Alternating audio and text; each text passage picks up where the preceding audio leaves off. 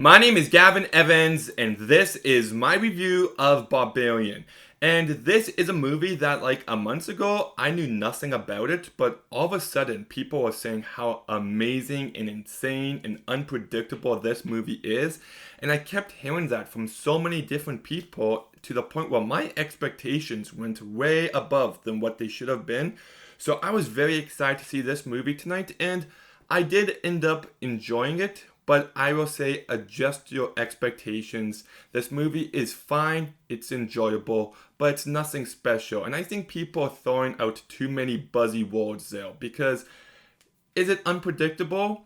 Well, I didn't predict the direction the movie was going to go in, but if I saw Nightmare on Elm Street for the first time and I didn't know it was about a guy who kills you in your dreams, then I'd be like, wow, that movie was very unpredictable. Like, it just progresses naturally.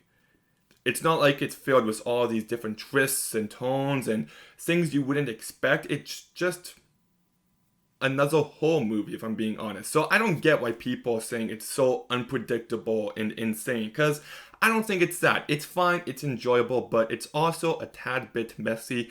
And let's get into it. I think the best part of this movie is the first act. I think it sets up the characters incredibly well. It gets you intrigued to see what's going to happen next, and I thought it was tense in very subtle ways. And then we get to a point where the movie's ramping up the tension, and it takes a very jarring tone, which I don't think works at all. The direction the movie goes on from that point forward isn't bad, it just feels like a totally different movie. And I like everything in the first act, and I liked everything that's happening in this section, but together, it just feels like they're at odds with each other, and it doesn't quite feel that cohesive. The two different movies do eventually come together, but at the same time, I'm like, well, I would have liked to see a follow through on the beginning part of this movie. And a part of me wishes that the part that comes after that was the entire movie from the beginning.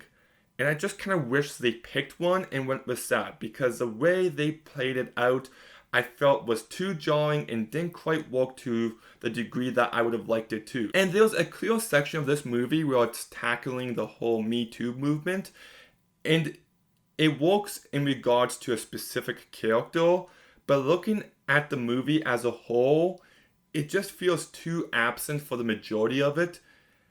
But there are some things I did enjoy about this movie. I do like the setting of it and how it expands in very intriguing ways that got me on edge. There is some very funny moments here. I do like some of the campy qualities of this movie, but they really just get introduced in the last 10 minutes. So it goes from a very serious horror movie to all of a sudden campiness. And I like the campiness, but it felt very jarring getting to that point. So it just doesn't feel like a smooth, cohesive vision behind this movie. The performances are all great though. The main actress, Georgina Campbell, I think is absolutely great here. She gives one of my favorite performances of the year.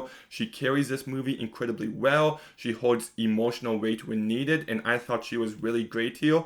You also got Bill Skarsgård, who I was a bit unsure of at first. His performance felt very scattered, and I wasn't too sure on what to think about it. But I actually think it works because I didn't know what to think of him, if I could trust him or not, and I like that about him. And then you've got Justin Long, who I can't think of the last time I saw Justin Long in a movie. Was it Tusk? Was it Tusk? I think it might have been Tusk. But anyways, I really like Justin Long. I don't like Jeepers Creepers, but he's good in the first one. And I think he's really good in Waiting and Drag Me to Hell, and it's nice to see him in a movie again, and I think he's good here. One issue I have with his character though is that there's one scene with him where they reveal some information about him, and I feel like by doing it at that point, you undercut some of the later moments in the movie. This is a very difficult movie to talk about without spoiling. And then you've also got Richard Brake, who isn't in the movie a bunch. I didn't like his scene, and I don't want to spoil it. This character just didn't work for me. The movie goes in some directions where it's meant to be like, what the heck, this is so messed up. But it's just not really anything new if you've seen lots of horror movies. It's messed up, yeah, but I think it's kind of lacking in originality, and the design of the evil in this movie didn't work for me. But I did end up enjoying this movie. It's not great, but I do think there's lots of great elements, like some of the camp, some of the directions it takes, but just all those elements don't really come together to form a completely satisfying whole.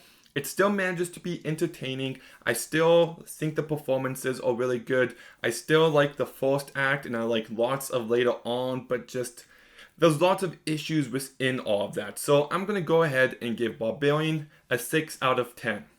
So yeah, it's not as good as people are saying, but you should still check it out, especially because it's a lesser known movie, it's not a superhero movie, and these are the movies that need your money. So still go out and give it a chance, and maybe you'll like it more than I did. It seems like lots of people are. But have you seen Barbarian? What did you think about it? Let me know in the comments down below. Make sure you like, make sure you comment, make sure you subscribe. Stay tuned for some more videos soon, and Gavin